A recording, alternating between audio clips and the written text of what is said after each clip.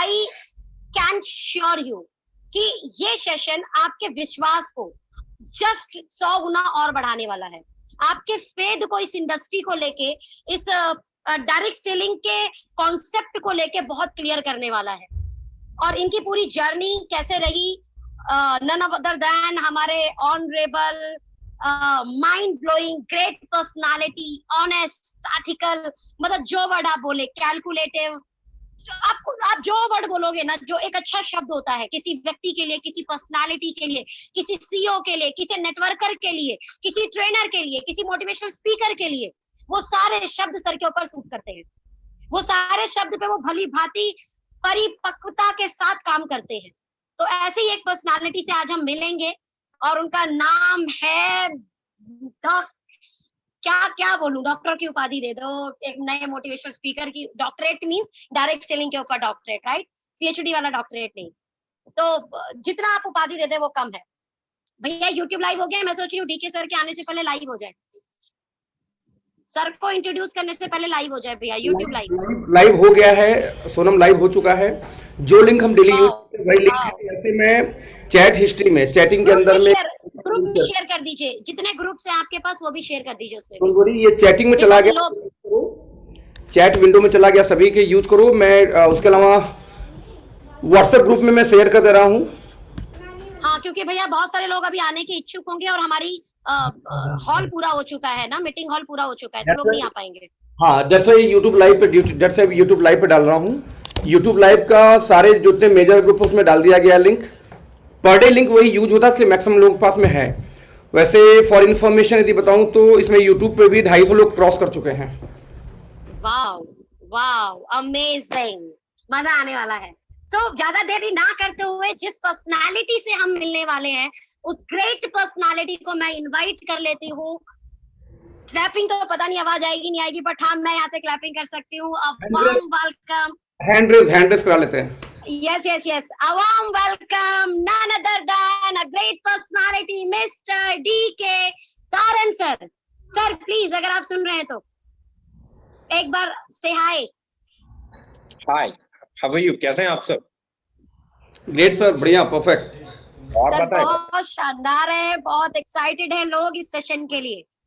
मतलब with in 5 to 10 minute 3000 यहाँ full हो चुका है और अब लोग यूट्यूब पे जा रहे हैं। यूट्यूब पे 400 यूट्यूब पे पार हैं। यानी राइट नाउ तकरीबन 3500 लोग लाइव इस सेशन के अंदर हैं भैया।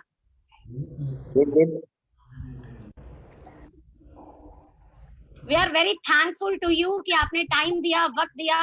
एंड यकीनन ये सेशन लोगों के अंदर एक इंडस्ट्री को लेके बहुत पॉजिटिव फैलाने वाला है, इस इंडस्ट्री को लेके बहुत सारी चीजें क्लियर करने वाला है। तो ज्यादा देरी ना करते हुए जी भैया प्लीज। बहुत सारी चीजें हैं जो वक्त के साथ बदलती रहती हैं, इंडस्ट्री भी वक्त के साथ बदलती रहती है। एग्री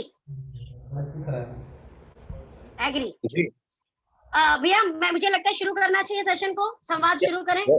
शुरू करो।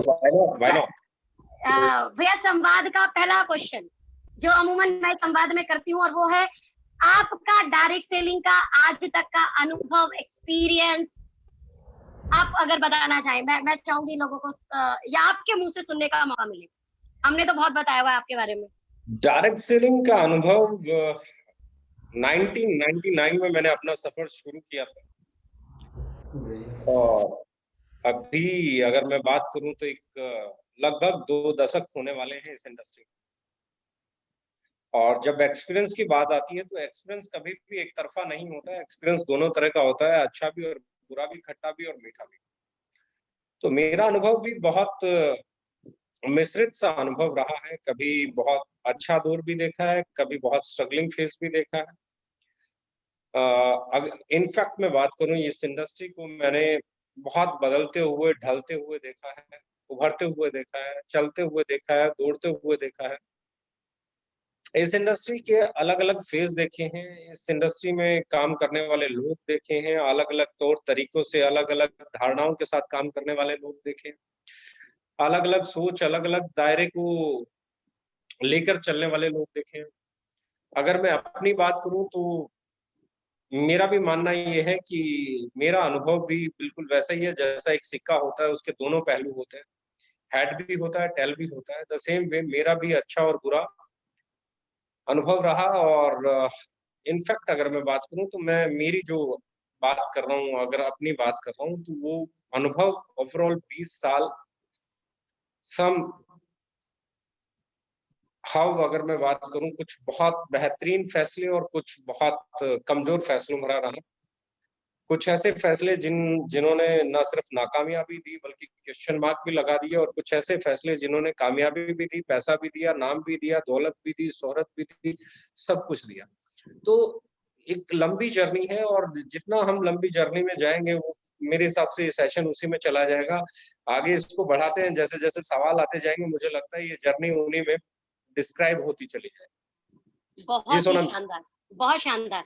नाउ द सेकंड क्वेश्चन, आपकी जर्नी बहुत अच्छे से क्लियर हुई लोगों को, बट द सेकंड क्वेश्चन कि okay life care as a CEO, as a owner, because network marketing में मैंने जैसा मार्केट से सुना है कि आपने बहुत अच्छा अनुभव भी लिया है और बहुत ज्यादा धन कमाया है, मतलब बहुत ज्यादा धन सच में कमाया है आपने, जो मुझे देखिए, सुनाई दिया है लोगों से। मैं तो फिर बोलता अपनी हूँ, धन कंपनी क्यों? नहीं, धन ये फिर मैं बोल रहा हूँ, धन कभी भी ज्यादा नहीं होता। Really sorry. पहली पहली चीज, धन कभी भी ज्यादा नहीं होता, और ज्यादा होता है तो वो 100 रुपए भी ज्यादा होते हैं। अगर आपको 10 रुपए खर्च करने और आपकी जेब में 100 रुपए है, तो फिर 90 रुपए ज्यादा है आपके पास।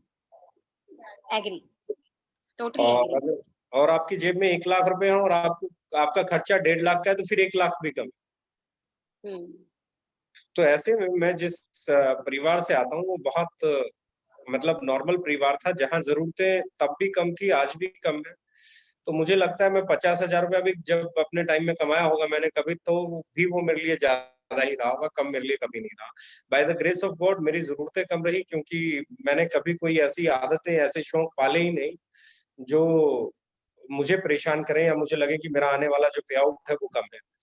मैं 5,000 के पे आउट में भी बहुत खुश रहा, और मैं 50,000 के पे आउट में भी बहुत खुश रहा, और मैं 5 लाख के पे आउट में भी वैसा ही रहा जैसा कि मैं, और मैं 10, 15, 20 लाख के पे आउट में भी वैसा ही रहा, 25 लाख के पे आउट में भी वैसा ही रहा जैसा मैं 5,000 के पे आउट में था, क्योंकि मेरे फिक्स एक्सपेंसेस ऑलमोस्ट वही थे।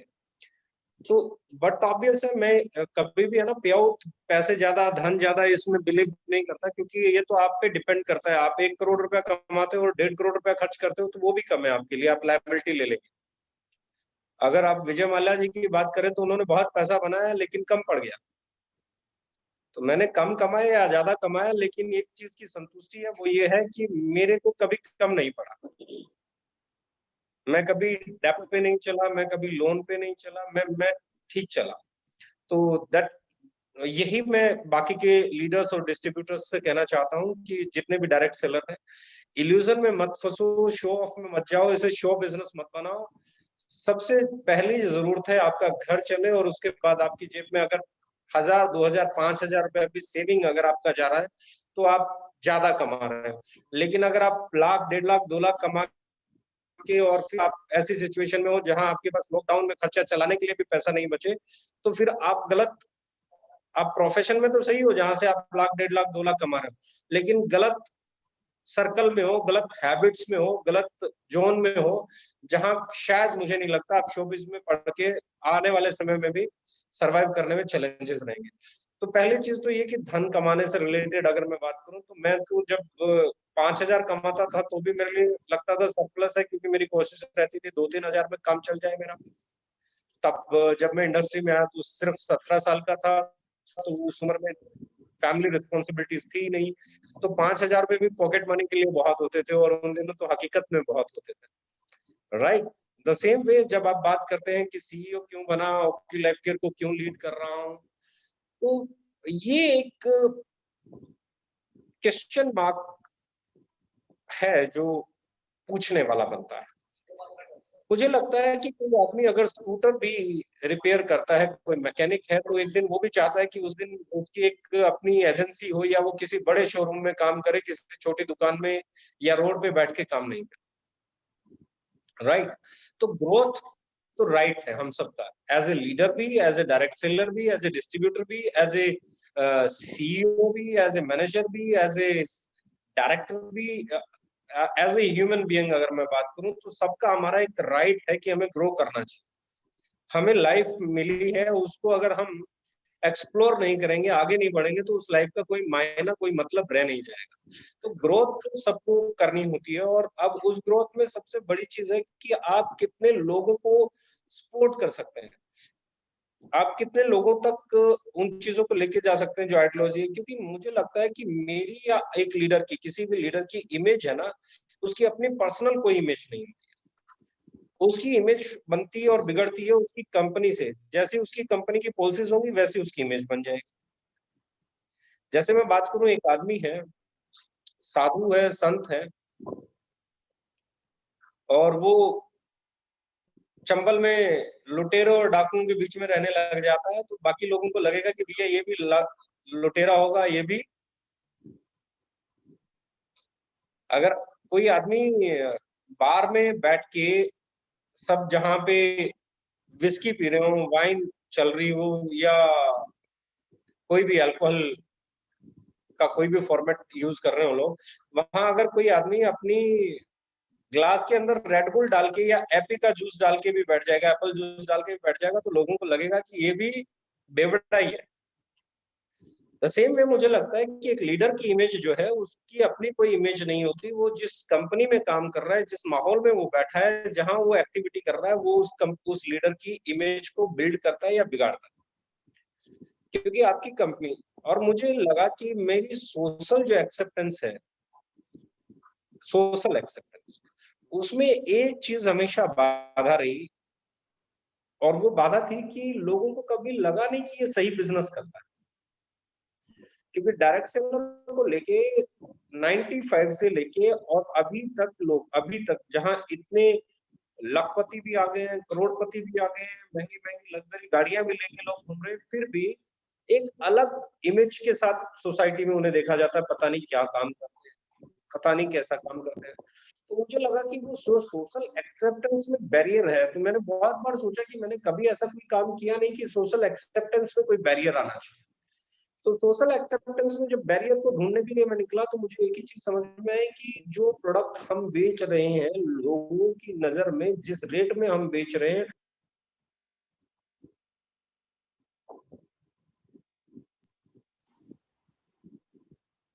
वो रेट उनके लिए एक्सेप्टेंस नहीं क्रिएट कर रहा है। वो रेट उन्हें लग रहा है कि बहुत महंगा बेच रहा है। और वहां से शुरू होती है एक ऐसी दीवार जो आपकी और सोसाइटी के बीच में खड़ी होना शुरू हो जाती है।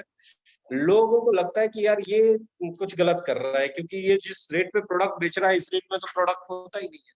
ये जिस रेट में टूथपेस्ट बेच रहा है, इस रेट में तो टूथपेस्ट होता है। तो लोगों आपको लेके जो परसेप्शन बन जाती है, वो बन जाती है बहुत तेज है, बहुत चालाक है, मिट्टी भी बेच लेता है। तो ऐसी बार बार चैलेंज कर रही थी उनको, शॉर्ट आउट करना चाह रहा था कि कैसे न कैसे, क्योंकि देखो, बट ऑब्वियस मैं हमेशा कहता हूँ, money is the biggest motivation but not so longer. After a certain time आपको रिस्पेक्ट चाहिए, आपको सोसाइटी में एक्सेप्टेंस चाहिए। आप जहां जाए, आप देखोगे बहुत सारे क्रिमिनल्स होते हैं, वो क्रिमिनल्स क्राइम करते हैं, लेकिन फिर सोसाइटी में एक्सेप्टेंस बनाने के लिए वो समाज सेवी भी बन जाते हैं, वो कन्याओं की शादियां भी कराने लग जाते हैं, वो 25 काम ऐसे करते हैं जिससे उन्हें सोसाइटी एक्सेप्ट कर ले। तो लाइफ की जो सबसे बड़ी अचीवमेंट है वो ये है कि आपको आपकी सोसाइटी, आपका समाज एक्सेप्ट करे और ये माने कि ये बहुत सही काम करता है और अच्छा काम करता है और लोगों के लिए काम करता है। वहां से रिस्पेक्ट आती है। तो मेरे जहन में एक ही चीज चल रही थी कि ये जो चीज है, ये जो चैलेंज है डायरेक्ट सेलिंग को लेके, ये नहीं दूर हो रहा है, इसको दूर करना ही पड़ेगा। और इसी चैलेंज को दूर करने के लिए मैंने इस चैलेंज को एक्सेप्ट किया। मैं आया, मैंने ऐसा प्रोडक्ट और प्राइस डेवलप करने की कोशिश की, ऐसा कॉन्सेप्ट डेवलप करने की कोशिश की कि हमारा कोई डिस्ट्रीब्यूटर, हमारा कोई डायरेक्ट सेलर मार्केट में जाए और प्रोडक्ट पे बात करे तो उसके प्राइस को देख के उसके बारे में ये धारणा नहीं बनाए ये तो बहुत खतरनाक है, मिट्टी बेच देता है। धारणा होने की ये बिल्कुल सही कर रहा है और इसका प्रोडक्ट बहुत अच्छा है, रेट भी वाजिब है, तो ये आदमी अच्छा है, ये इसका मतलब ये बहुत सही बंदा है जो सही काम कर रहा है। तो सबसे बड़ी चीज है, okay is a name of building the image of direct sellers. मतलब अगर मैं बात कर रहा हूँ तो ओके एक नाम है जो डायरेक्ट सेलर्स की इमेज को सोसाइटी में बिल्ड करने की सोच के साथ बना है। A fantastic thought, fantastic thought. मैं अभी तक वैसे मैंने आपको शेयर नहीं किया, मैं हमेशा आपको एक जो नायक मूवी है उससे थोड़ा सा कंपैरिजन करती थी कि जब प्रधानमंत्री बहुत अच्छा नहीं करते तो उस मूवी वो नायक कहता है भैया तू 24 घंटे के लिए प्रधानमंत्री बना के दिखा दे। तो शायद डायरेक्ट सेलर से एज अ सीईओ सर का आने का यही विचार है कि जो डायरेक्ट सेलिंग में आज तक सही नहीं हो पा रहा है, एज द सीईओ मैं बन के ही करके दिखाता हूँ। और आज ये प्रूफ हुआ शायद ये मेरी, मैंने अपने आप बोला था इसे वैसे। पूनम जी देखिए, किसी न किसी को तो डिसीजन लेना पड़ेगा। यस। पेन हमारा है तो डिसीजन भी हम में से लेना पड़ेगा। आपने कभी देखा है कि लेबर का लीडर कोई कॉन्ट्रैक्टर हो, कोई मिल मालिक कभी भी मिल लेबर का लीडर होता है क्या? लीडर लेबर का लेबर से होता है। हर एसोसिएशन का अपना एक लीडर होता है जो उसको लीड करता है। तो मुझे लगा कि इस इंडस्ट्री में एक बड़ा चैलेंज है, जब जब किसी लीडर ने अपनी कंपनी चलाने की कोशिश की तो कॉर्पोरेट हाउसेस ने उनको मजबूर कर दिया घुटने रखने के लिए। ज्यादातर लीडर अपनी कंपनी, खुद की कंपनी नहीं चला पाए, तो एक इमेज बिल्ड कर दी गई, एक ऑरा बिल्ड कर दिया गया कि डायरेक्ट सेलर यानी कि लीडर अपनी कंपनी नहीं चला सकता, या किसी कंपनी को लीड नहीं कर सकता, या उसको मैनेजमेंट नहीं संभाल सकता, या उसका फ्यूचर नहीं हो सकता। तो ये एक चैलेंज जो था उसको एक्सेप्ट किसी न किसी को करना था। बहुत सारे और लीडर्स ने भी किया, बहुत सारी कंपनीज हैं जो आज लीडर्स रन कर रहे हैं और सक्सेसफुली रन कर रहे हैं। तो मुझे लगा कि मुझे भी इसको एक्सेप्ट करके देखना चाहिए। टेबल के उस तरफ का बहुत अनुभव है, टेबल के इस तरफ के क्या क्या दुख दर्द तकलीफ उनको भी समझने की कोशिश कर। फैंटास्टिक। नाउ बड़ा अच्छा सवाल उठता है कि जो लोग मार्केट में भी बोलते हैं कि ओके लाइफ केयर का प्लान किसने डिजाइन किया।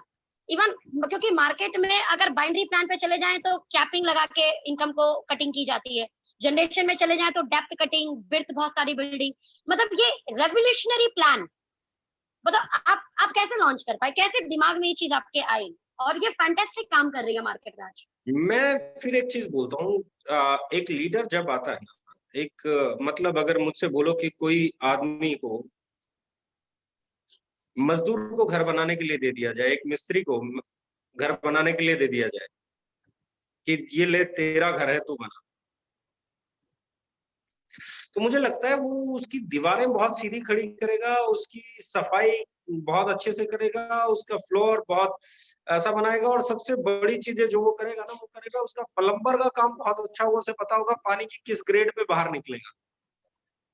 वही मजदूर जब किसी और के लिए काम कर रहा होता है तो वो सिर्फ अपना कॉन्ट्रैक्ट पूरा कर रहा होता है। 99% उसे कोई लेना देना नहीं होता। प्लम्बर दूसरा आएगा, ये तीसरा आएगा, वो चौथा आएगा, वो अपना इनपुट भी नहीं देता है, वो अपना काम करता है, अपनी मजदूरी लेता है और निकल लेता है। लेकिन जब वो अपने लिए बनाता है, अगर उसके पास पैसा हो, पर्याप्त चीजें हो, तो मुझे लगता है उसका घर खुद का टेक्निकली बहुत साउंड होगा, क्योंकि वो बहुत घर बना चुका होता है किसी न किसी के लिए। जब मैं घर बनाता हूँ अपने लिए, तो मैंने एक घर बनाया तो बहुत खामियां रह जाती हैं। मुझे यही नहीं पता था पहले घर में कि क्या कहाँ होना चाहिए, कैसे होना चाहिए। मैं बेस था, मैं ड्रीम ड्रिवन था, मेरा सपना था कि मेरा घर होना चाहिए, और मैं उसके लिए बढ़िया लोग ढूंढ रहा था और अच्छा मटेरियल लाके खरीद के दे सकता था। मैं कंप्रोमाइज नहीं कर रहा था किसी भी चीज पे। लेकिन एक चीज में मार खा रहा था, वो चीज थी कि मुझे घर में छोटी छोटी चीजें, बहुत छोटी छोटी बारीक चीजें, जो मुझे पता ही नहीं था कि ये इतनी इंपॉर्टेंट होती है। जब आप उस घर में रहने लगते हो, आपका हंगर बहुत इंपॉर्टेंट हो जाता है, आपका वॉश बेसिन कहाँ पे है बहुत इंपॉर्टेंट हो जाता है, आपकी स्टेयर्स कितनी स्मूथ है वो बहुत इंपॉर्टेंट हो जाता है, आपकी लाइटिंग किस एंगल पे है बहुत स्मूथ हो जाता है। समटाइम्स आपकी फॉल सीलिंग कैसी है वो बहुत इंपॉर्टेंट हो जाता है। आपका पेंट कौन सा है आप डिसाइड कर लेते हो, वेरी ट्यूब डिसाइड कर लेते हो, आप कंपनी भी डिसाइड कर लेते हो। लेकिन समटाइम्स आपको ये नहीं पता कि उसका कलर कॉम्बिनेशन आप करके देखोगे। अब तो चलो बहुत अच्छी टेक्निक आ गई, आप पहले देख लेते हो कौन से कलर अच्छे लगेंगे 3D में बना के। लेकिन अगर एक मजदूर की बात करें तो वो इतने घर बना चुका होता है, उसे पता होता है कौन सा कॉम्बिनेशन अच्छा है, कौन सी चीज कहाँ पे अच्छी है, कितने एरिया में क्या बन सकता है, कितने इंची दीवार कहाँ निकलेगी, कितने का पिलर डलेगा। तो वो इतना काम कर चुका होता है, इतना काम कर चुका होता है कि उसे ये पता होता है कि अगला घर उसे बनाना कैसे, राइट। तो सेम वे मैं 17 साल इस इंडस्ट्री में काम कर चुका था, मुझे अच्छे से मालूम था कि एक डिस्ट्रीब्यूटर का पेन क्या है, एक डायरेक्ट सेलर का पेन क्या है, कितना चैलेंजिंग है, कितनी चीजें हैं। मैंने अपनी मैनेजमेंट, अपनी टीम के साथ जो चीजें डिस्कस की, जो चीजें शेयर की, उसमें 3-4 चीजें थी। नंबर 1, डायरेक्ट सेलर के लिए कंडीशंस कम से कम होनी चाहिए। नंबर 2, बहुत फैलाव वाला प्लान नहीं होना चाहिए, बहुत ऐसा कॉम्प्लिकेटेड प्लान नहीं होना चाहिए, क्योंकि मैं डायरेक्ट सेलिंग में 17 साल से, यहाँ से पहले एक चीज सुनता आ रहा था कि डायरेक्ट सेलिंग मतलब डुप्लीकेबल होना चाहिए, डुप्लीकेट इजीली हो जाना चाहिए। जो चीज आसानी से कॉपी नहीं की जा सकती, उस चीज में आप मोमेंटम क्रिएट करने में बहुत साल लग जाएंगे आपको। तो पहला जो हमारे जहन में चल रहा था वो ये चल रहा था कि हमें जो भी चीज डिसाइड करनी है, जो भी चीज बनानी है, पूरी मैनेजमेंट के साथ बैठ के सिर्फ एक ही डिस्कशन चल रहा था कि हम वो चीज बनाएंगे जो लोगों को आसानी से समझ में आए और उसे करें। तो वो उसमें हिडन चीजें ज्यादा नहीं हो, वो इतना स्मूथ हो कि वो किसी को 2 दिन 3 दिन प्लान अपने सीनियर के साथ जाने के बाद चौथे दिन वो डिस्ट्रीब्यूशन अकेला बैठ के किसी को समझा सके। वो 4 या 5 बार अपने सामने डिस्ट्रीब्यूशन को एक बार देख ले, किसी को प्रेजेंट करता हुआ, प्लान देते हुए, तो वो तीसरी बार वो बोले कि सर ये तो मैं दे सकता हूँ। तो पहला तो प्लान बनाते हुए जो पहला क्राइटेरिया था वो ये था कि वो इतना स्मूथ होना चाहिए कि आपके साथ बैठा हुआ आपका जूनियर 2-3 मीटिंग के बाद आपको ये कहे सर मैं ट्राई करूँ। That was the first thing. Second thing ये थी कि हम लोग जो मर्जी बात करें, मैंने जो चीजें बहुत आसानी से झेली, लोग है ना, कॉम्प्लिकेशंस है, बहुत अलग अलग तरीके के प्लान है। तो दूसरी चीज ये थी कि मैं कोई ऐसा प्लान बनाना ही नहीं चाहता था जिसके बारे में, या हमारी मैनेजमेंट भी नहीं चाहती थी, मेरे जहन में भी नहीं चल रहा था कि हम कुछ ऐसा करें जो ऑलरेडी कोई कर रहा है, क्योंकि वो फिर डुप्लीकेट कहलाता, वो फिर ओरिजिनल नहीं होता। और मैंने ना 98% कॉपी किए हुए प्लान खत्म होते हुए देखे। ज्यादातर लोग किसी का प्लान तो कॉपी कर लेते हैं, उसकी सोच कॉपी नहीं कर पाते, उसकी आइडियोलॉजी कॉपी नहीं कर पाते, उसने जिस धारणा के साथ उसे बनाया और चलाया उसको कॉपी नहीं कर पाते, उसके बैकअप कॉपी नहीं कर पाते, उसकी सपोर्ट कॉपी नहीं कर पाते, कहाँ पे क्या करना है वो चीजें कॉपी नहीं कर पाते, वो सिर्फ एक पेपर पे प्लान कॉपी कर सकते हैं। तो पहली चीज ये थी कि मैं कोई ऐसी चीज नहीं करना चाह रहा था, या हमारी मैनेजमेंट कोई ऐसी चीज नहीं करना चाह रही थी कि हम किसी का सिर्फ प्लान कॉपी कर लें, क्योंकि उस आदमी की अपनी मानसिकता है, अपना उसका काम करने का तौर तरीका है, अपना उसका एटीट्यूड है, अपने उसका सपोर्ट सिस्टम है, अपना उसका बैकअप है, अपने उसके फाइनेंशियल्स है, उसका सब कुछ अपना अलग है और हमारा सब कुछ अपना अलग है, हमारी आइडियोलॉजी अलग है, हमारा सोचने का तरीका अलग है, हमारा काम करने का तरीका अलग है। तो ऐसे में मैं बस चलाऊं या ट्रेन चलाऊं, तो सिचुएशन में मैं ड्राइवर बस का हूं और मैं ट्रेन चलाना चाह रहा हूं, किसी की पटरी कॉपी कर लूं। तो दूसरी चीज जो हमारे जहन में थी कि हम किसी को कॉपी नहीं करेंगे, क्योंकि कॉपी होने में फेल होने के चांसेस बढ़ जाते हैं, क्योंकि आप किसी सक्सेसफुल मॉडल को तो देख रहे होते कि इसलिए सक्सेसफुल है, लेकिन आप उसके पीछे की सोच कॉपी नहीं कर पाते, आप उसके पीछे का दायरा कॉपी नहीं कर पाते, आप उसके पीछे की बैकअप कॉपी नहीं कर पाते, आप उसके दिमाग में उस प्लान को बनाते हुए क्या क्या पॉइंट उसने हाईलाइट कर रखे होते हैं उसे आप कॉपी नहीं कर पाते। वो प्रेजेंटेशन में नहीं होते हाईलाइटेड, वो उसके ब्रेन में होते हैं, ये होगा तो ये हो जाएगा, ये होगा तो ये हो जाएगा, ये होगा तो ये हो जाएगा, ये हो। तो वो पॉइंट जब आप किसी को करते हो तो आप नहीं कर पाते हो, इसलिए हमारे जहन में था कि हम वो चीज बनाएंगे जो हमारे जहन से बने, जो हमारी ओरिजिनल चीज हो, जिसकी इफ बट कब क्या होगा, कितनी पॉइंट वैल्यू बढ़ेगी, कितनी गिरेगी, ये हो जाएगा तो ये हो जाएगा, ये हो जाएगा तो वो हो जाएगा, वो होगा तो हम क्या करेंगे, ये होगा तो हम क्या करेंगे। तो पहले चीज डिस्ट्रीब्यूशन सिस्टम आपका ओरिजिनल आपकी आइडियोलॉजी के अकॉर्डिंग, क्योंकि हमारे पास बहुत सारी चीजें अलग करने का आइडिया था। अब हम दूसरे का प्लान कॉपी कर लेते तो दूसरे के बिजनेस वॉल्यूम परसेंटेज भी कॉपी करना पड़ता, दूसरे का बिजनेस वॉल्यूम भी परसेंटेज कॉपी करना पड़ता, तो अगला चैलेंज आता कि हम उससे 2-4-5% ऊपर नीचे ही प्रोडक्ट रखने पड़ते, जो हमारी आइडियोलॉजी में नहीं था। हमारी आइडियोलॉजी पहले दिन एक थी कि भैया हम सबसे पहले वो प्रोडक्ट और उस प्राइस पे लेके आएंगे कि कस्टमर भी कनेक्ट करे, और जिस कस्टमर के पास कोई डायरेक्ट सेलर जाए तो उसकी इमेज अच्छी बने, ना कि उसके ऊपर क्वेश्चन मार्क लगा दे, यार बड़ा तेज आदमी है तो मिट्टी बेच देता है, देखो कितना महंगा बेच रहा है, ये देखो ये 2000 रुपए का ये लेके आया, ये देखो ये इतने का मिल जाता है, ये इतने का लेके आया। तो वो पहले दिन क्लियर था कि पहली चीज ये क्लियर थी कि हमें प्रोडक्ट अफोर्डेबल रखना है, प्रोडक्ट अफोर्डेबल रखना है तो आपको प्लान वैसा बनाना पड़ेगा जो कम बिजनेस वॉल्यूम पे भी सरवाइव करे और बड़ा पे आउट दे सके। Fantastic, super. अब कॉपी हमें भी करेंगे लोग, करना पड़ेगा लोगों को हमें कॉपी। और ये लोग मैं कर पहले भी भी रहे हैं बोल कॉपी, ये मैंने पहले भी लोग कर बोला भी रहे था। हैं कॉपी। क्यों कर रहे हो? क्योंकि उन्हें मालूम है कि आने वाला जो सक्सेसफुल मॉडल है हम है, तो सक्सेसफुल मॉडल को तो कोई ना कोई कॉपी करने की कोशिश करेगा। लेकिन क्या वो हमारी सोच को, हमारी मैनेजमेंट को, हमारे दायरे को, हमारे रेट को, हमारे प्रोडक्ट को, हमारी क्वालिटी को, हमारी एथिक्स को, कभी प्लेसमेंट ना देने वाली पॉलिसी को, कभी टर्मिनेट ना करने वाली पॉलिसी को, जब तक हम टर्मिनेट नहीं करते, जब तक बिल्कुल अति नहीं हो जाए, तो ये क्या वो इन पॉलिसीज को भी एक्सेप्ट कर पाएगा? और जो हमारे ब्रेन में फ्यूचर के लिए प्लानिंग चलती है, क्या वो उन्हें भी रीड कर पाएगा? क्या वो उन्हें भी कर पाएगा? हाँ, अगर वो सब कुछ करने में सक्षम है तो जरूर चला। और ये बहुत बड़ी अच्छी एक बात है कि ये बहुत मुश्किल है कि किसी दूसरे के ब्रेन को कॉपी कर लिया जाए, क्योंकि अगर ये आसान होता तो फिर मैं भी किसी को कॉपी कर लेता। एक बहुत अच्छी सोच है कि वो प्लान की आत्मा को कोई कॉपी नहीं कर सकता ना। प्लान कॉपी हो सकता है, प्लान की आत्मा कॉपी नहीं हो सकती। बिल्कुल, एब्सोल्युटली परफेक्ट। भैया यहाँ पर एक बहुत उड़ी उड़ी खबर आती है, जैसे प्रोडक्ट्स को लेकर। अभी आपने बोला अफोर्डेबल, हाँ आप बिल्कुल सही बोल रहे हैं कि नेटवर्कर को लोग बोलते हैं कि ये मिट्टी भी बेच देते हैं, और बेचा भी है लोगों ने। हमने कोट पैंट भी बेचे हैं, टूर पैकेज भी बेचे हैं, महंगे प्रोडक्ट भी बेचे हैं, और हवा बनाकर हमने महंगे प्रोडक्ट भी बेचे हैं। मैं भी ऐसी कंपनी से निकल के आई हूँ जहां पे मैंने महंगे बेचे, और मेरे जैसे हजारों नेटवर्कर है जो महंगा बेचने में सक्षम है। फिर आप मतलब अफोर्डेबल लाने का ये दिमाग के अंदर, मतलब अगेन ये क्या रिवोल्यूशनरी थॉट है ये आज इस इंडस्ट्री में जो शानदार काम कर रहा है। मैं फिर एक चीज बोल रहा हूँ, कौन महंगा बेच सकता है और कौन महंगा नहीं बेच सकता, ये एबिलिटी पे क्वेश्चन मार्क है। मैं आई एम नॉट, सस्ता भी नहीं बेच पाएंगे बहुत सारे लोग, मतलब सही रेट पे भी नहीं बेच पाएंगे बहुत सारे लोग, क्योंकि उनके पास सेलिंग स्किल्स होती नहीं, वो बेचारे कंफ्यूज हो जाते हैं, या वो उतने कंटिन्यू एफर्ट्स नहीं डाल पाते। ऐसा नहीं है कि सब लोग महंगा बेच लेंगे या सब लोग सस्ता बेच लेंगे। सब लोग तो कुछ भी नहीं कर सकते, सब लोग तो गाना भी नहीं गा सकते, सब लोग तो डांस भी नहीं कर सकते, सब लोग तो बोल भी नहीं सकते, सब लोग तो देख भी नहीं सकते। प्रकृति ने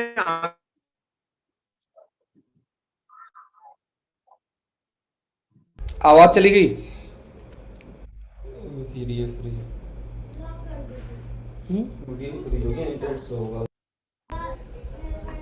स्तोरम डीके सर की आवाज नहीं आ रही इसमें ना? हाँ नहीं आ रही भैया। हाँ हाँ हाँ। इंटरनेट इशू आ जाएगी थोड़ी देर में। अपने लिए टैक्सी तक नहीं हायर कर पाए सालों कहीं पे काम करने के बाद, अब वो पैदल जा रहे हैं अपने घर पे।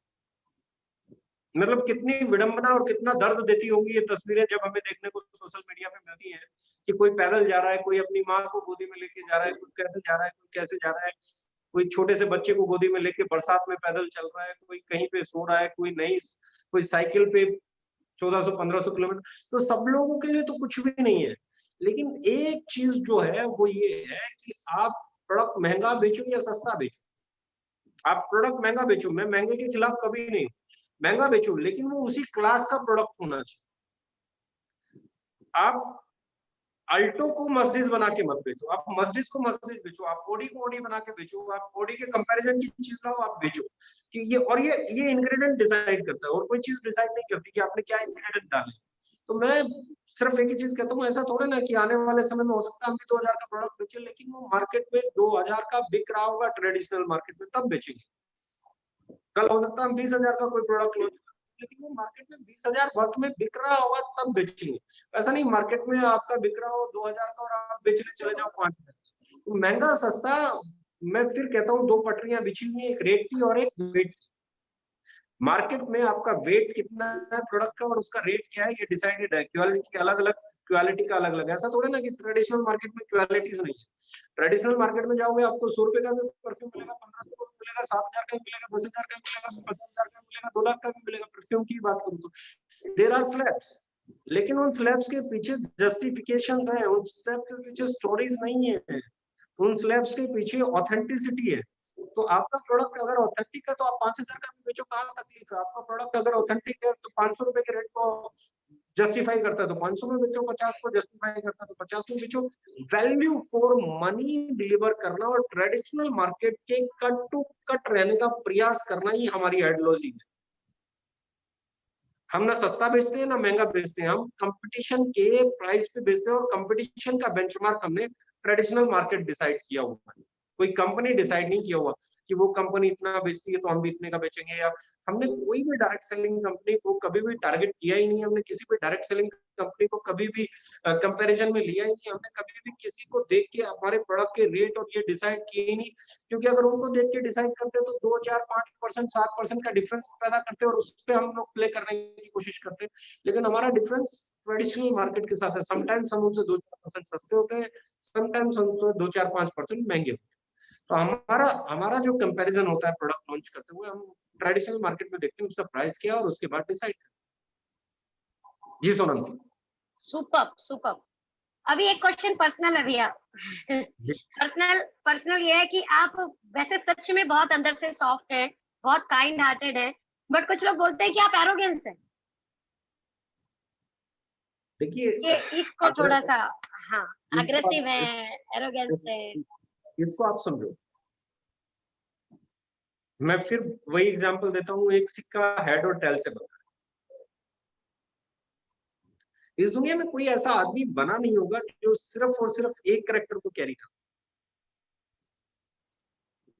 एक तरफ श्री राम भगवान वनवास चले जाते हैं, अपने भाइयों से युद्ध नहीं करते, अहिंसा है। दूसरी तरफ वही धनुष उठा लेते और उस समय के सबसे बड़े विद्वान और सबसे बड़े शक्तिशाली रावण का वध कर देते हैं। रावण। श्री राम तो वही जो अयोध्या में थे, वही लंका में, लेकिन परिस्थितियां अलग थी तो उनका काम करने का तरीका अलग था। अब लोग बोलेंगे जी ये तो सतयुग था, ये तो राम जी थे, भगवान थे, उनको ये करना ही था, तो कलयुग में आ जाते हैं। द्रविड़ जैसे शांत प्लेयर को साउथ अफ्रीका के बहुत शानदार बॉलर को 4 छक्के मारते हुए देखा था। इसे आप क्या कहेंगे? मेरा सिर्फ एक चीज मानना है कि अगर सामने वाला आप पे दबाव बना रहा है तो आपको अग्रेसिव खेलना पड़ेगा। आप उसके दबाव को एक्सेप्ट कर लोगे या फिर काउंटर करोगे? आप क्रिकेट खेल रहे हो, बॉलर आपको आउट करने के प्रयास कर रहा है, ज्यादा से ज्यादा बॉल जितनी स्पीड में डाल सकता है डाल रहा है, अब आप क्या करोगे? उसको डक करते जाओगे, डक करते जाओगे, डक करते जाओगे, उसको प्रेशर बनाने दोगे या उसके ऊपर काउंटर अटैक करके उसको बाउंड्री से बाहर भेज के अपना प्रेशर उसके ऊपर बनाने की कोशिश करो?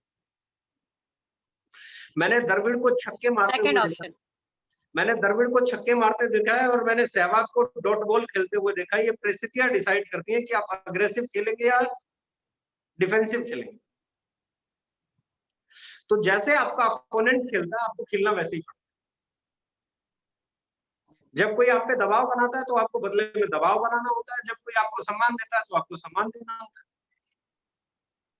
मेरा बड़ा सिंपल सा है, परिस्थितियां सामने आपका अपोनेंट क्या है, सामने वाला अगर आपको रिस्पेक्ट दे रहा है तो आपको रिस्पेक्ट डबल करके लौटानी पड़ेगी, वरना कर्जा रहेगा। और सामने वाला आप पे अटैक कर रहा है, अब कल पाकिस्तान आप पे अटैक कर दे तो क्या करें? बड़प्पन दिखाएं या बदले में अटैक करें?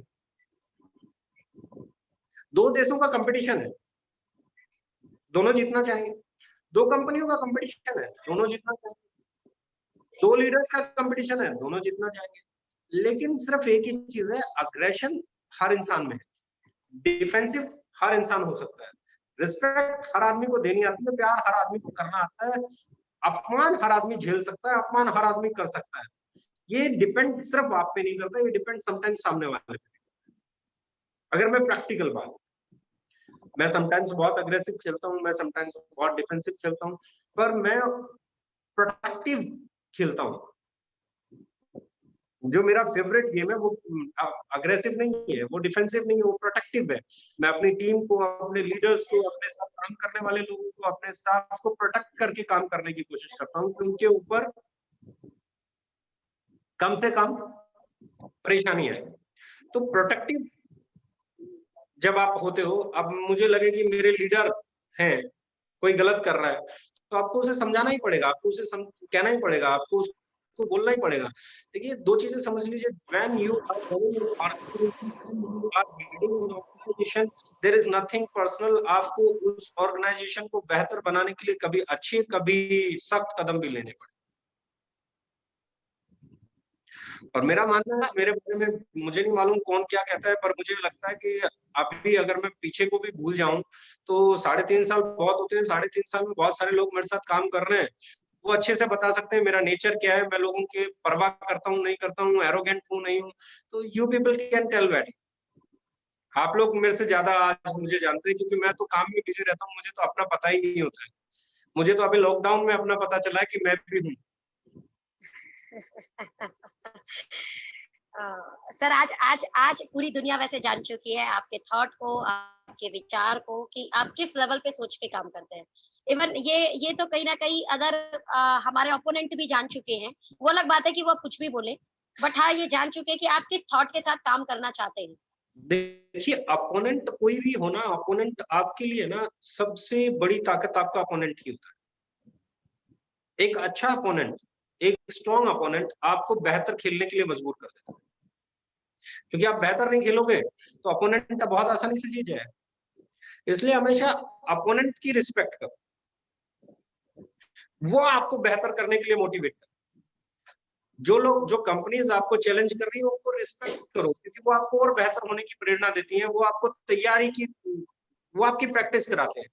अगर कोई आदमी ओलंपिक खेलना चाहता है और वो गांव के ऐसे बच्चे से खेल रहा है, प्रैक्टिस कर रहा है, जिसने कभी स्टेट लेवल भी नहीं खेला है, तो क्या वो इंटरनेशनल प्लेयर बन जाएगा? आप प्रैक्टिस किसके साथ कर रहे हैं, आप मैच किसके साथ खेल रहे हैं, आपका अपोनेंट कितना स्ट्रांग है, उतने ही स्ट्रांग आप होंगे, उतनी अच्छी तैयारियां आपकी होंगी, वो आपको बहुत कुछ सिखाता है। इसलिए अपने ओपोनेंट की रिस्पेक्ट करना बहुत जरूरी है, अपने कंपटीटर की रिस्पेक्ट करना बहुत जरूरी है। और मैं एक चीज को बेहतर तरीके से मानता हूँ कि हमारी खुशकिस्मती ये है कि हमने मार्केट में हमेशा बेहतरीन कंपटीटर्स के साथ काम किया है, और हमेशा ऐसे लोगों के साथ काम किया जिनसे हमें सीखने को मिलता है, जिनसे हमें आगे बढ़ने को मिलता है। और जब वो अटैक करते हैं तो हम अपने आप को जो उसके बाद जो हम एक्शन लेते हैं वो हमें और स्ट्रॉन्ग बनाता है।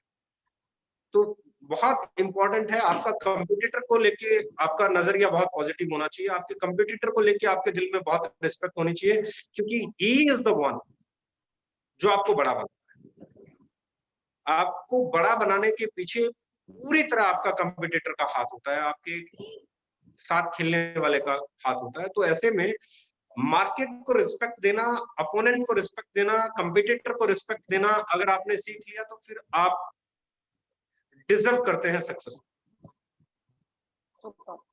इसमें एक क्वेश्चन और निकल के आता है जो यकीनन बहुत अच्छा है, क्योंकि एज अ कंपनी ऑनर कहीं ना कहीं कंपनी की एक रिस्पॉन्सिबिलिटी बनती है कंपनी को number 1, number 2, number 3, number 4, number 5 लेके जाना।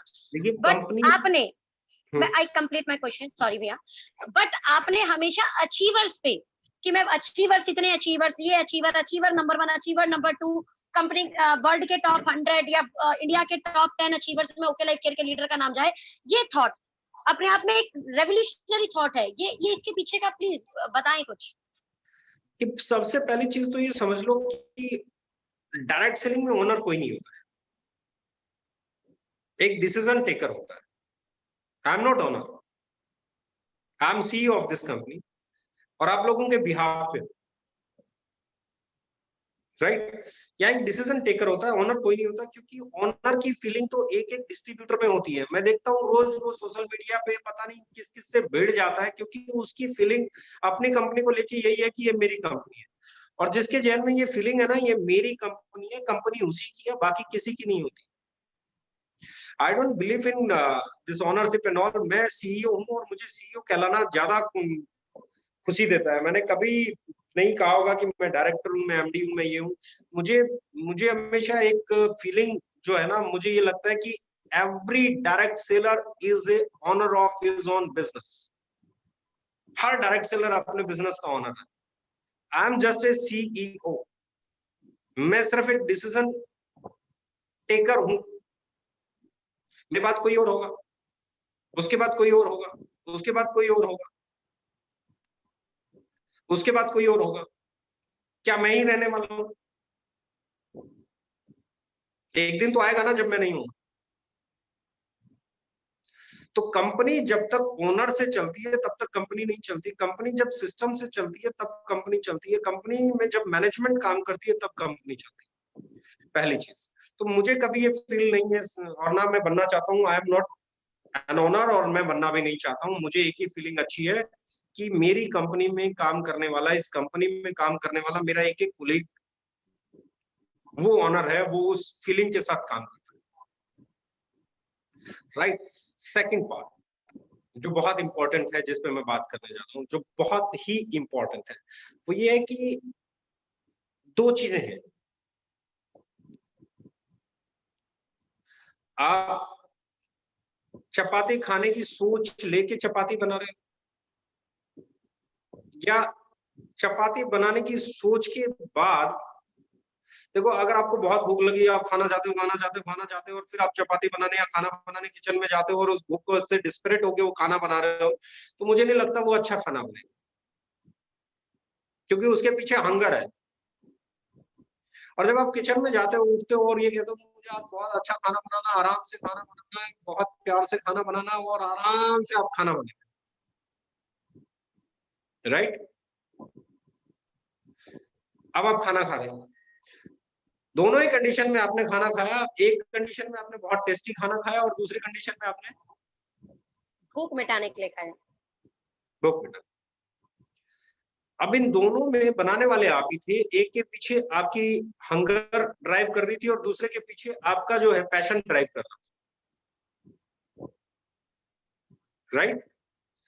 अब आपकी जो हंगर ड्राइव कर रही थी वो उसने फटाफट बनवा लिया जो बनाना, और जब पैशन ड्राइव कर रहा था तो बहुत जचा के, बहुत सलीके से, बहुत प्यार से अपने किचन में जाके अपने लिए खाना। अब मुझे बताओ आपको मजा किसमें आया? जब सलीके से बनाया, पैशन के साथ बनाया कि आज बहुत अच्छा बनाना है। राइट। और ऑब्जेक्ट दोनों में ही खाना था, आपने खा लिया। एक में आपने खाया, मजा नहीं आया, दूसरे में आपने मजा लेके बनाया और खाने में भी मजा, राइट। अब मैं वही कहना चाहता हूं, आप कंपनी को नंबर 1 बनाना चाहते हो, ये बनाना चाहते हो, पीपल कॉल इट हंगर, ये हंगर है। इसके साथ आप कुछ भी बनाने जाओगे ना, इस हंगर के साथ मुझे नहीं लगता कुछ बेहतर बन सकता है, और उसे बनाने में भी मजा नहीं आएगा क्योंकि प्रेशर रहेगा, फटाफट बनाओ और खाओ।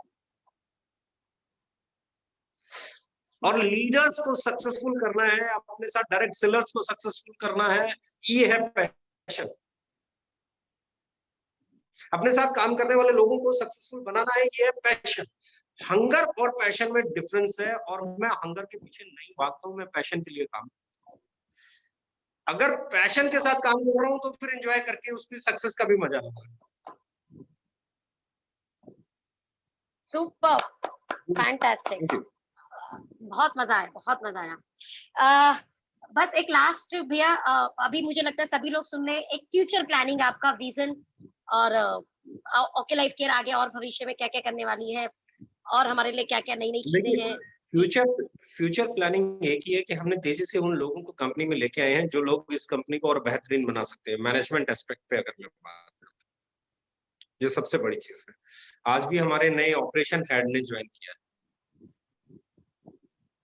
जो हमारे पहले ऑपरेशन हेड थे, अब वो ट्रेनिंग जोन में चले जाएंगे, क्योंकि हर एरिया में एरिया सेल्स मैनेजर और ये अपॉइंट किए जाएंगे, तो उस टीम को वो लीड करेंगे, सेलिंग टीम को, राइट। लॉजिस्टिक टीम के लिए अलग है। तो हमारा सिर्फ, और मेरा मानना ये है कि वो लोग कंपनी को कंपनी बनाते हैं जो लोग फ्री हैंड काम करते हैं, जिन लोगों के पास अपना तजुर्बा होता है। तो पहली प्लानिंग तो ये है कि हमारी ऑर्गेनाइजेशनल स्ट्रक्चर को इतना स्ट्रॉन्ग बना दिया जाए कि उस ऑर्गेनाइजेशनल स्ट्रक्चर को देख के लोगों को ये फीलिंग आए कि ये होती है कंपनी। उसमें वो लोग हों जिनके पास अनुभव हो उस मैनेजमेंट को लेके, ऑपरेशन का अनुभव वाले लोग ऑपरेशन में बैठे हों, लॉजिस्टिक के अनुभव वाले लॉजिस्टिक में बैठे हों, सीआरएम के अनुभव वाले सीआरएम में बैठे हों, अकाउंट के अनुभव वाले अकाउंट में बैठे हों, लीगल के अनुभव वाले लीगल में बैठे हों, सेल्स के अनुभव वाले सेल्स में बैठे हों। तो मुझे नहीं लगता कि मुझे या आपको फिर ज्यादा मत्थापच्ची करनी पड़ेगी। पहला तो विजन हमारा एक ही है कि हम ऐसा ऑर्गेनाइजेशनल स्ट्रक्चर बना रहे हैं जो किसी एक पे डिपेंडेंट न था, ना है, ना रहे। वो ऑर्गेनाइजेशन हो जो काम करे, राइट, सिस्टम काम करे, कहने का यही लोग सिस्टम क्रिएट करते हैं, पहली चीज। दूसरी जो चीज है, आने वाले समय में डायरेक्ट सेलिंग बदल रही है, तो लोगों की रिक्वायरमेंट भी बदल रही है। अगर आज आप बात करेंगे तो हमने सबसे पहला काम क्या किया, हमने सबसे पहला काम किया कि हम, अगर मैं कल की बात करूं, कल हमने एक प्रोडक्ट का पोस्टर रिलीज किया जिसका नाम था F&B cleanser, food and vegetable cleanser. ये क्यों आया प्रोडक्ट? क्योंकि आज की रिक्वायरमेंट है। अभी एक प्रोडक्ट और लॉन्च करने जा रहे हैं जिसे हम कहते हैं काढ़ा, इम्यूनिटी बूस्टर के लिए, जिसे गवर्नमेंट भी, शायद कल वो भी आपके आगे आ जाएगा, उसका पोस्टर भी। वो काढ़ा है, आप चाय बनाते हैं, चाय में डाल सकते हैं, आप दूध में डाल सकते हैं, आप तो और किसी अल्टरनेट चीज के साथ उसे यूज कर सकते हैं। तो अल्टीमेटली क्या है, दूसरा विजन ये है कि विद द टाइम आपके पास वैसे प्रोडक्ट होने चाहिए जिनकी डिमांड मार्केट में क्रिएट हो रही है, यानी कि आपको डिमांड को सप्लाई करना है, ना कि डिमांड क्रिएट करना है। डायरेक्ट सेलिंग में मैक्सिमम लोग डिमांड क्रिएट करते हैं और फिर बिजनेस करते हैं, और डिमांड क्रिएट करने में इतना टाइम लग जाता है कि जब तक वो सप्लाई करने जाते हैं तब तक मार्केट में कुछ नया आ चुका होता है। तो हम डिमांड क्रिएट करने के बजाय जो ऑलरेडी मार्केट में डिमांड है उसको सप्लाई करने में बिलीव करते हैं, और इसी को फोकस करके काम करते आए और इसी को फोकस करके आगे काम करने वाले हैं। तीसरी चीज मैंने बताया अभी मैं लाइव, मैं फ्रूट, क्या कह रहे हैं? सॉरी मैं सॉरी, प्लीज कंटिन्यू। दूसरी जो चीज है, इसके बाद आपकी अगले 24 महीने के अंदर 5 ऑफिसेस ओपन करना कंपनी ओन, अगले 18 वेयर हाउसेज ओपन करना, आपकी फैक्ट्री को ऑपरेट करना, आपकी नए ऑफिस को इनॉग्रेट करना, उसको ऑपरेशन में लेके आना, ये अगले 24 महीने के विजन है। और उसके बाद विजन तो फिर ख्याली पुलाव लगते हैं लोगों को, इसलिए ना ही शेयर करूं अगले 24 महीने की। राइट, वॉइस ब्रेक हो रही थी वो, वॉइस ब्रेक हो रही थी। You completed, right, okay. मैं इसमें एक चीज इसलिए बोलना चाह रही थी, आपने जो अभी फ्रूट एंड वेजिटेबल क्लीनर जो लॉन्च किया है, मैं थोड़ा सा उसके बारे में इंटरनेशनल स्टडी भी कर रही थी। इवन वो इस समय मार्केट के हर एक ऑनलाइन वेबसाइट पर TNA है, मतलब वो प्रोडक्ट अवेलेबल भी नहीं है। तो ये समझ में आ रहा है कि वो कितना हाई डिमांड प्रोडक्ट है राइट नाउ, और ऐसे समय पे अगर कंपनी उस प्रोडक्ट को लॉन्च कर रही है तो यहाँ समझ में आ रहा है कंपनी के मैनेजमेंट की पावर। उस प्रोडक्ट को जब हम डेवलप कर रहे थे तो हमने इंटरनेशनल मार्केट को स्टडी किया था। कुछ प्रोडक्ट हैं जो अमेरिका में सोल्ड आउट है इस वक्त, कुछ प्रोडक्ट हैं जो कनाडा में भी सोल्ड आउट है इस वक्त, कुछ इस वक्त आपके यूके में भी बेचे जा रहे हैं। तो ऐसे में मैक्सिमम जगह ये प्रोडक्ट इस वक्त इतनी हाई डिमांड में है कि ये short of supply he face कर रहा है, और पूरी ग्लोबल मार्केट को समझते हुए हम इस प्रोडक्ट को इंडिया में लॉन्च करने जा रहे हैं, ताकि जो हाइजीन मेंटेन करने का चैलेंज है, जो फॉर्माइट से बचने का चैलेंज है, जो आज वायरस से बचने का, जर्म से बचने का जो चैलेंज है, उसमें हम कुछ अपने देशवासियों के लिए योगदान दे सकते हैं। तो जब ऐसा हम क्या कर सकते हैं, हैंड सैनिटाइजर हो गया, हैंड वॉश हो गया, इसके अलावा हम ऐसा क्या कर सकते हैं कि हमारे घर में जो रोजमर्रा में सब्जियां आती हैं, फ्रूट आते हैं, वो हमेशा एक रिस्की पैनल है। मैं पिछले दिनों से लगातार देख रहा हूँ, दिल्ली आजादपुर मंडी की अगर हम बात करें तो पूरी की पूरी मंडी पीछे बंद कर दी गई थी, क्योंकि वहां पे कुछ इन्फेक्टेड लोग मिल गए थे, कुछ लोगों को कोरोना पॉजिटिव केसेस आ गए थे। तो ऐसी सिचुएशन में वो सबसे बड़ा चैलेंज बन के हमारी कंट्री में उभर रहा था। तो हमारी कोशिश थी कि जब हमारी R&D टीम काम कर रही है तो क्यों ना हम एक ऐसा प्रोडक्ट लेके आए जो इस सिचुएशन में लोगों के लिए कुछ हेल्प कर सके ऐसे जंग से बचने में। सर आपकी आवाज से थोड़ा डिस्टर्ब आ रही है आपकी। यस जी अखिलेश जी, सर थोड़ी सी साउंड में कुछ दिक्कत आ रही है, मोबाइल आई थिंक आपने कुछ इधर उधर किया होगा इसी वजह से। नहीं परफेक्टली फाइन, मेरे यहाँ से कोई चैलेंज नहीं है, अभी ठीक है? आप सही है जी।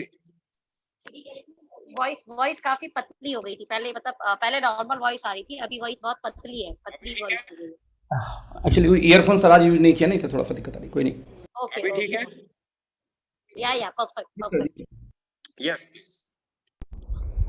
ये जर्नी में अभी जैसे अगर हम बात करें, इट्स माय लास्ट क्वेश्चन, उसके बाद आप जो हमें मैसेज देना चाहे जरूर दीजिएगा। 42 मंथ हो चुके हैं आज ओके लाइफ केयर को, और यकीनन ओके लाइफ केयर में भी बहुत सारे as a networker then as a CEO, एक डिस्ट्रीब्यूटर से एक वो कुर्सी ले लेना, उस पे आपके जो चैलेंजेस रहे, उसके बाद मार्केट कंपटीशन, फिर भी आप डे बाय डे बहुत ग्रो किए।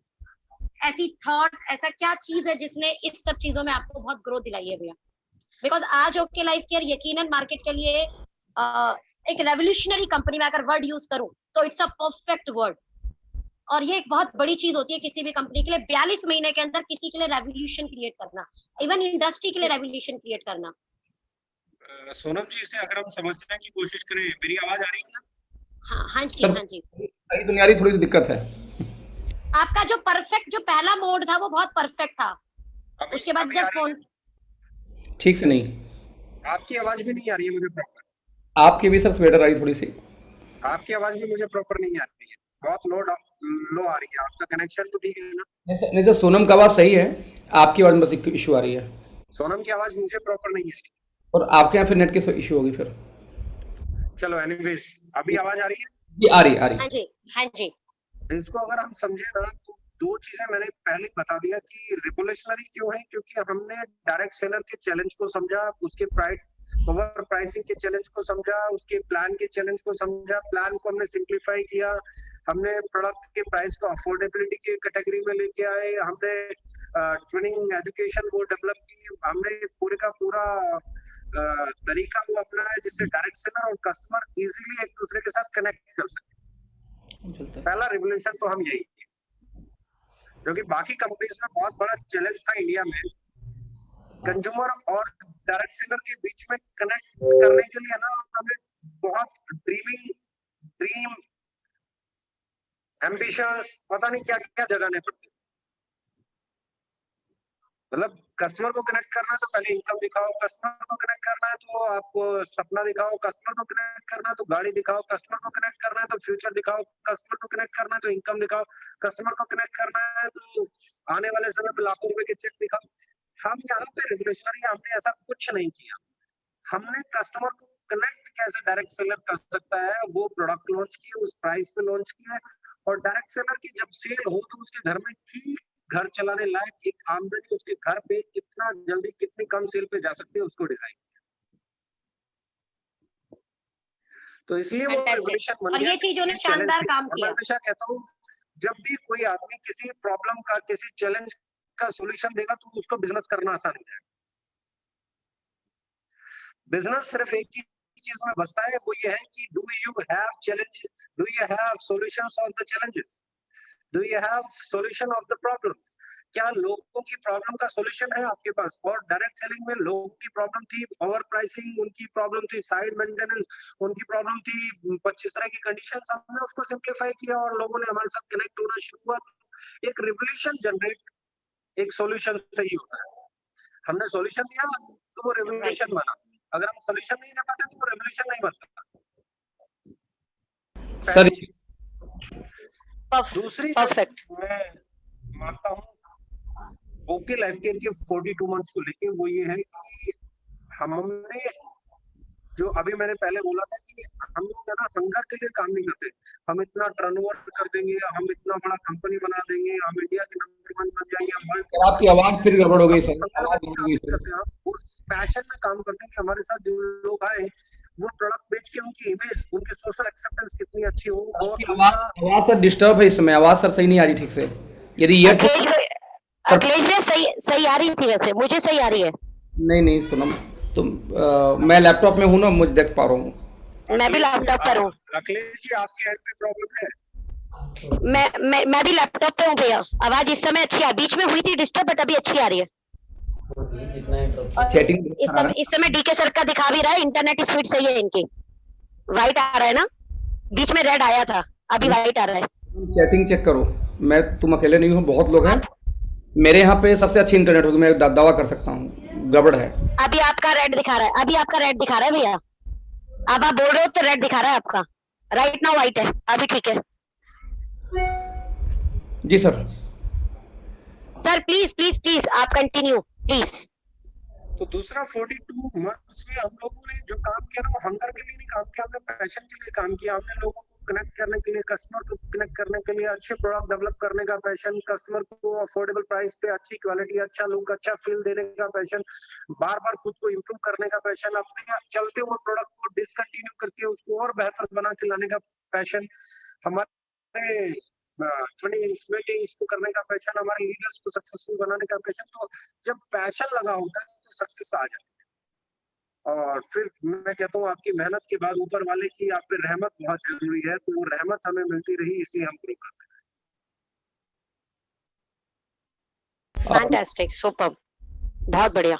तो मैं यहाँ से क्लियर हो गया। और हाँ, मुझे क्लियर हुआ है बहुत सारी चीजें ना। तो यूट्यूब पे सर एक सवाल आपने भी कुछ दिन बोला था, यूट्यूब पे ढेर सारे लोगों ने पूछना शुरू कर दिया उसको। आपने भी बोला कि मैं इस कंपनी का सीईओ ही बना रहना चाहता हूँ, तो यूट्यूब पे बाढ़ सी आ गई इस सवाल का। इंटरव्यू एक आदमी करे एटलीस्ट। जी सर। इंटरव्यू एक आदमी का है।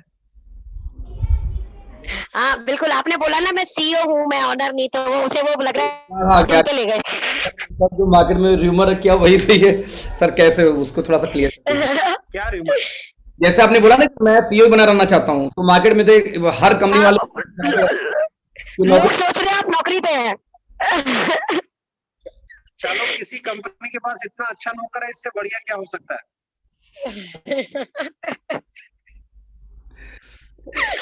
अगर किसी कंपनी के पास इतना अच्छा नौकर है, इससे अच्छा क्या हो सकता है? जी। कंपनी में र्यूमर है, कंपनी में र्यूमर है। ये सवाल लोग पूछे, मुझे समझ में आता है। जो लोग मेरे साथ काम कर रहे हैं पिछले इतने सालों से, इतने महीनों से, अगर वो लोगों के ये लोगों की सुन के वो मुझसे सवाल करें तो मुझे तकलीफ होती है। मिट्टी का नहीं बना हूं मैं, जो भी हूं ना, इतने सालों से आपके सामने हूं, और आप लोगों को तो कम से कम पता होगा मैं क्या हूं। Perfectly sir, perfectly. कल कोई बोले जी आपके सीईओ अंधे हैं, तो आप मुझसे पूछोगे जी मार्केट बोल रही है आप अंधे हो? मार्केट से सवाल आ रहा है डीके जी अंधे हैं, आप मेरे से ये पूछोगे? सर आपकी आवाज सही नहीं आ रही है सर। सही नहीं आ रही, दुनिया के लोग लिख के भेज रहे हैं, मुझे सुनाई दे रहा है ठीक से नहीं आ रही, जबरदस्ती थोड़ी मान लेंगे सही आ रही है। नहीं आ रही तो नहीं आ रही है। नेट में प्रॉब्लम है क्या? सर नेट नहीं सर, जो माइक एक्चुअली आपने मोबाइल रखा होगा, मोबाइल की माइक नीचे साइड में होती है, इसलिए ठीक से नहीं जा रही है। हल्का से या तो ईयरफोन होगा या तो हल्का सा टेढ़ा कर देंगे तो ज्यादा बेटर रहेगा। सर सब कुछ सही है। अब सर सही आ रही, अब सर सही आ रही, सब सही। तो मेरे को अगर मार्केट में कोई आपको बोलेगा कि आपके सीईओ अंधे हैं, तो आप मेरे से पूछोगे जी मार्केट से ये सवाल आ रहा है आप अंधे हो? जी। अगर आप ये सवाल भी मेरे से करोगे कि आप अंधे हो, तो इसका क्या जवाब दूंगा मैं? जी। नहीं नहीं सर, वो तो सर मार्केट सभी समझ रहे हैं, लेकिन जब भी नए लोग आते हैं तो आपको पता है कि अपोजिशन के पास में सिर्फ 2-3 ही हथियार है। जो हथियार नहीं है, हथियार को यूज करने का प्रयास करते हैं। वो प्लान पे बात कर नहीं सकते, प्रोडक्ट बात कर नहीं सकते, करते नहीं है। जी सर। अखिलेश जी, जब आप आए थे तब भी ये सवाल था। हाँ तब भी आपको इससे क्या फर्क पड़ा?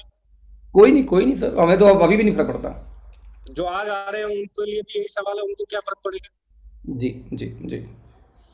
मेरे झूठ बोलने से झूठ सच नहीं बन जाएगा, और किसी के झूठ बोलने से उनका झूठ सच नहीं बन जाएगा। झूठ झूठ रहेगा, सच सच रहेगा। दो चीजें समझ लो, लोगों ने कुछ ना कुछ बातें करनी है, ये बंद कर दोगे कुछ और कर लेंगे। तो इसलिए जो अखिलेश जी, ये सर, इसलिए ज्यादा अच्छा है उनके इन्हीं सवालों को सवाल बना रहने दो, ताकि वो अगले नए सवाल खोजने की मेहनत ना करें।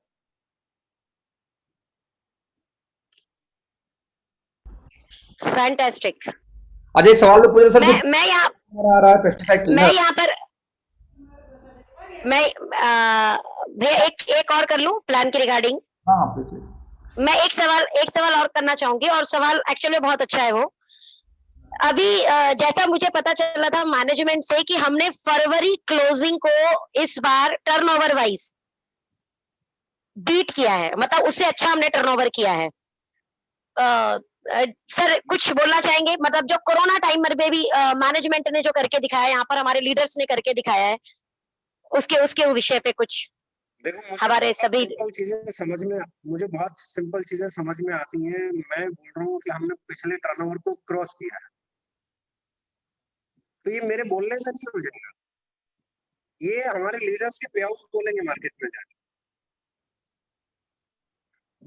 मुझे लगता है सोनम जी आपका पे आउट भी लगभग वही होगा या उससे बड़ा होगा या उसके आसपास होगा। आसपास जाएगा भैया। ठीक है, किसी का बढ़ जाएगा, 16 लाख जाएगा चेक। किसी का बढ़ जाएगा, किसी का आसपास जाएगा, किसी का 10-5% नीचे चला जाएगा, किसी का 20-30% ऊपर भी चला जाएगा। तो ये तो अभी मार्केट में अगले कुछ दिनों में पता ही चल जाएगा कि हमारा टर्नओवर कम हुआ या ज्यादा हुआ। और मैं बड़े प्राउड के साथ कहता हूँ कि वी आर द कंपनी जिनका टर्नओवर गिरा नहीं, बढ़ा है। हमारी क्लोजिंग बढ़ी है, कम नहीं। उसके पीछे रीजन है बहुत बड़ा, क्योंकि ये ताकत है अफोर्डेबल प्राइसिंग की, ये ताकत है सही दाम पे सही प्रोडक्ट बेचने की। हमारे प्रोडक्ट की डिमांड कम हुई ही नहीं। रिसेशन हो, लॉकडाउन हो, जो मर्जी हो, हमारे प्रोडक्ट की डिमांड एज इट इज है। और ये बहुत बड़ी बात है, ये बहुत बड़ी अचीवमेंट है। इनफैक्ट मुझे यकीन नहीं हो रहा है कि हमारी सेल एज इट इज है। हमारी सेल इनफैक्ट पिछले महीने से हमारी क्लोजिंग ज्यादा हुई है। और जब से हमने खोला है, मैं डेली ऑर्डर्स काउंट कर रहा हूँ, हमारे ऑर्डर्स बिल्कुल वैसे ही लग रहे हैं जैसे पहले लगते थे। सर सोनम का भी बिजनेस वेरी गुड गया था। It's wonderful. हाँ जी भैया, तुम्हारा बिजनेस लास्ट टाइम से ज्यादा गया है। हाँ टर्नओवर वाइज ज्यादा गया है भैया, टर्नओवर वाइज ज्यादा गया है, मतलब टीमें अच्छी रिक्रूट हुई है। बाकी मैचिंग वाइज परफेक्ट बराबर हुआ है जैसा पिछली बार हुआ था। तो ये अच्छी बात है जी, बहुत बहुत अच्छी बात है। ये मतलब कोरोना टाइम लोगों की सेल गिरी है और हम लोगों की सेल इंक्रीज की है जी। अखिलेश जी का भी बिजनेस बढ़ा होगा इस महीने। सर करीब 19 से 20 लाख जाएगा इस बार, 20 लाख टच कर जाएगा मुझे लगता है इस बार। 2-2.5 लाख में ये ग्रोथ इंडस्ट्री के लिए बहुत बड़ी गुड न्यूज है। सर उसमें कोई नहीं, 20वीं क्लोजिंग में 20 लाख का पे आउट, ये बहुत बड़ी बात है। मतलब वो ड्रीम पे आउट है, ड्रीम पे आउट से ऊपर पे आउट है ये। हाँ मैं ये मानता हूँ इस बार पॉइंट वैल्यू जरूर थोड़ी बहुत कम हो सकती है कुछ चीजों की, क्योंकि 500 बिजनेस वॉल्यूम बहुत सारे लोगों ने नहीं किया होगा। जी सर, उसके लिए थोड़ा बहुत फ्लक्चुएशन पॉइंट वैल्यू में हो सकता है, लेकिन उसके बाद भी हमारे जो पे आउट्स हैं वो मार्केट में ये बताने वाले हैं कि ओके लाइफ केयर फ्यूचर की सबसे बड़ी कंपनी है। जी सर, कस्टमर को कनेक्ट करने का यही फायदा होता है कि रिसेशन आए, लॉकडाउन हो, जो मर्जी हो, अगर आपका प्रोडक्ट सही कीमत पे, सही प्रोडक्ट पे और अच्छे से आप डिलीवर कर पाते हो तो आपकी सेल को रोकना नामुमकिन हो जाता है। जी जी राइट। जी सर एक सवाल आ रहा था कि जो हमने जो पेस्टिसाइड ट्रेनिंग के लिए जो हमने लॉन्च किया प्रोडक्ट अपना, तो किसी ने सवाल पूछा था कि क्या उससे जो पेस्टिसाइड के जो स्प्रे होते हैं, स्प्रे को भी वो क्लीन कर सकता है क्या? वो वैक्स को भी क्लियर करेगा, वो पेस्टिसाइड्स को भी क्लीन करेगा, वो जितनी भी उसके ऊपर जर्म्स हैं, डर्ट है, उस सब को क्लीन करेगा। Okay okay okay thank you. तो यहाँ पे आई थिंक हम कुछ विशेष क्वेश्चन यदि कुछ हो तो। पेस्टिसाइड है ना, अगर सतह पे है तो क्लीन हो जाएंगे, लेकिन अगर पेस्टिसाइड जो अंदर गए वो उनको कैसे क्लीन कर दो? हाँ डेफिनेटली जो आउटर लेयर में है वो तो खत्म कर ही देंगे सर। उतना भी हो जाता तो बहुत बड़ी बात है, क्योंकि मैक्सिमम तो आउटर लेयर में हो जाए वो तो खत्म हो जाए तो बहुत बड़ी बात। ये प्रोडक्ट की बातें तो शायद हम अलग सेशन में कर लेंगे। संवाद का मतलब संवाद ही रहे, पर्टिकुलर प्रोडक्ट पे ना जाए। यस सर लोग आपसे कनेक्ट हुए हैं तो बेचारे जिनको समझ में आ रहा है वो अपनी दिल की बातें कर रहे हैं। ये अखिलेश भैया का सवाल नहीं था, वैसे जो लोग चैटिंग पे सवाल कर रहे थे उनके सवाल थे। कल भी एक सेशन सागर सिन्हा जी के साथ है। आज ऐसा ना हो कि सारे सवाल आप आज ही खत्म कर दें और फिर मैं सागर सिन्हा जी को बोलूं कि आपके हिस्से के सवाल अखिलेश जी ने पूछिए। सर आवाज आपकी फिर गड़बड़, आवाज आपकी एकदम चली गई फिर से। मैं कह रहा हूँ कि ये ऐसा ना हो कल मैं सागर सिन्हा जी को बोलूं कि आपके हिस्से के सवाल कल अखिलेश जी ने पूछ लिए। अरे नहीं, यूट्यूब पे जो सवाल आ रहे हैं ना, जो आप जो देख नहीं पाएगा कोई, तो मुझे लगा कि आप पूछ लेते हैं फिर आपसे। नहीं इट्स ओके नाउ मुझे लगता है अखिलेश भैया कोई आपके पास स्पेशल आपका कोई सवाल हो जो आप इस संवाद में करना चाहें, उन्हें हम कर ले, बिकॉज लोग तो सवाल पूछेंगे 100%। आपका कोई स्पेशल सवाल हो? मेरा ऐसा कोई सवाल नहीं, क्योंकि मैं देखता हूँ कि मैक्सिमम सवाल हो चुके हैं। मैं हमेशा जब भी किसी ऐसे शख्स से मिलता हूँ जिससे मुझे लगता है मुझे कुछ सीखना है, तो मैं हमेशा एक ही सवाल पूछता हूँ कि सर, जो लोग नए लोग आए हैं, आपके हिसाब से नए लोग के लिए क्या स्ट्रेटजी होनी चाहिए मार्केट में काम करने की जो उनको सपोर्ट कर सके? एज ए, जैसे हम लोग अपने स्टाइल में बताते रहते हैं, लेकिन आप बहुत हमसे सीनियर हैं नेटवर्क मार्केटिंग में, तो यहाँ पे मैं आपसे सवाल करूंगा कि जब आप नए थे, फ्रेशर थे, तो अपने आप जब जीरो से जब रिस्टार्ट करते थे आप, क्योंकि आपने बाउंस बैक बहुत बार किया है, आपकी स्टोरी यदि मैं जाऊं पीछे टॉकिंग का जो दायरा एज था आपका, तो आपने बहुत जबरदस्त बाउंस बैक कई बार किया लाइफ में। और बाउंस बैक सबके बस की बात नहीं होती, एक आध बार कमा लेना तो बहुत लोग कमा लेते हैं, लेकिन ये 2-3 बार गिर के फिर से खड़े होना, ये सबके बस की बात नहीं होती। अखिलेश जी यहाँ एक चीज समझ लीजिए जी नए डिस्ट्रीब्यूटर के लिए जो सबसे बड़ा मूल मंत्र है ना, जी वो ये है कि आप अपने प्रोडक्ट को अच्छे से समझें, अपने प्लान को अच्छे से समझें और उस पर मास्टरी हासिल करें। और जब तक वो मास्टरी आपको पे करना ना चालू कर दे, तब तक अपने खर्चों पे कंट्रोल रखना सीखिए, उड़े ना। जी अक्सर लोग ये गलती करते हैं कि जब वो मास्टरी हासिल नहीं कर पाते, उसी समय वो उड़ना शुरू कर देते हैं।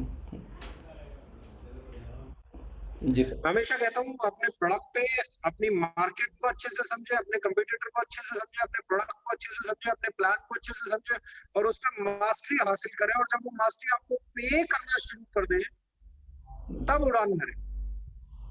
तब तक आपका पे आउट अच्छा नहीं हो जाता, तब तक अपने खर्चों को कंट्रोल करना सीखिए। जी जी right? Fantastic, fantastic. Sir, last sir वो ऐसे कनेक्ट नहीं हो रहा है। ये वेजिटेबल क्लीनर कब तक आ सकता है, क्या प्राइस जा सकती है? बहुत बार पूछा रहा है, इसलिए बस पूछ रहे हैं। वेजिटेबल क्लीनर कब तक आ सकता है, डिलीवरी कब तक हो सकती है और क्या प्राइस जा सकता है, एक आइडिया बता दीजिए। किस चीज के बारे में पूछा है? वेजिटेबल क्लीनर जो हम लेके आ रहे हैं ना। वेजिटेबल क्लीनर जोन, ये प्रोडक्ट इंटरनेशनल प्रोडक्ट है। इंडिया में इस कैटेगरी का अभी तक कोई प्रोडक्ट आपको देखने को मिलेगा नहीं। अब इस फेज में जरूर मुझे लगता है कुछ कंपनीज इस पे जरूर काम कर रही होंगी, ट्रेडिशनल कंपनीज भी काम कर रही होंगी। तो हम इसमें बाजी मारना चाहते हैं और बाजी है कि we are planning to launch this product in next 10 days। अरे वाह, जबरदस्त सर, बहुत बढ़िया, बहुत बढ़िया। दूसरी जो चीज है प्राइस। जी प्राइस तो जितने भी प्रोडक्ट मैंने डाले हैं बहुत जल्दी उनकी एमआरपी डीपी डालने वाला हूँ, तो पूरा एक मोमेंटम के साथ ही बात करें तो ज्यादा अच्छा लगेगा। ठीक sir, perfect sir, perfect. Agree, ठीक, एग्री। चलो thank you very much. Now भैया, बस इस संवाद को एंड करने से पहले आपका 2 मिनट का समराइज कोई मैसेज हमारे सभी जॉइन जो डिस्ट्रीब्यूटर अभी इस समय है उनके लिए। एक ही चीज है, अपने पे भरोसा रखिए, दूसरे को नीचे गिरा के कोई बड़ा नहीं होता। मार्केट को नेगेटिविटी चीजों से बचा के चले। आपको किसी के बारे में ज्यादा बोलने की जरूरत नहीं है। आपका प्रोडक्ट बोलेगा, आपका प्लान बोलेगा, आपका पे आउट बोलेगा, आपका एजुकेशन सिस्टम बोलेगा, आपका कल्चर बोलेगा, आपके एथिक्स बोलेंगे। और फिर मैं वो जो पहले बोला था कि अपने कंपटीटर की रिस्पेक्ट करना सीखो, क्योंकि वही आपको और बेहतर प्लेयर बनाता है।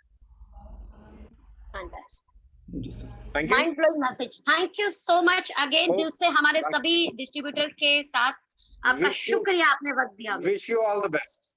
Thank you sir, thank you so much, thank you so much, पूरी टीम की तरफ से सर, बहुत बहुत धन्यवाद। दोस्तों, कल का लिंक कल भी डीके सर का लाइव है। ये है सागर जी के यूट्यूब चैनल पे रहेगा, जूम पे नहीं होगा, क्योंकि ऑलरेडी 5 लाख सब्सक्राइबर प्लस उनके चैनल पे हैं, तो उन्होंने सर से पहले बात कर रखी थी 7 तारीख का। हमने एक ये सुनो ने फिर डिस्कस करके फिर एक मीटिंग करी, तो कल का यूट्यूब लाइव का लिंक आज ही आप लोग को शेयर हो जाएगा, जिससे कि कल आप कनेक्ट हो सकते हैं। कल का टॉपिक थोड़ा डिफरेंट होगा।